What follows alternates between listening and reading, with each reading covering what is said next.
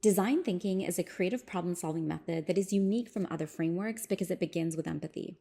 In this first stage, we put aside our assumptions to identify the challenge we need to solve for by learning about the people we're designing for.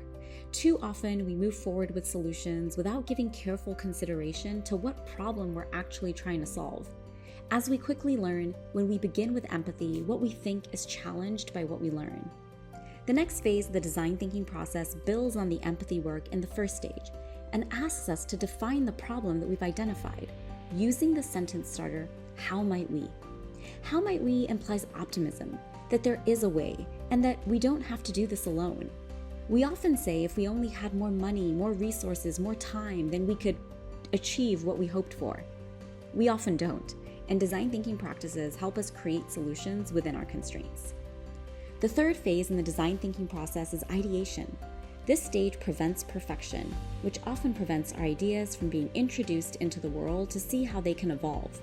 Instead, you're encouraged to come up with any and all ideas. Because in the next phase, the prototype phase, we're going to narrow down the idea to what we want to implement first to get feedback.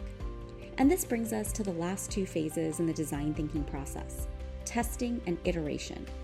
As we create and launch our ideas, we recognize that our first try is not our last try. Design thinking is a cycle, and when we create cultures of innovation built on these design thinking practices, it becomes the way we work, the way we create, and the way we solve for challenges, and above all, the way we open the door to opportunities.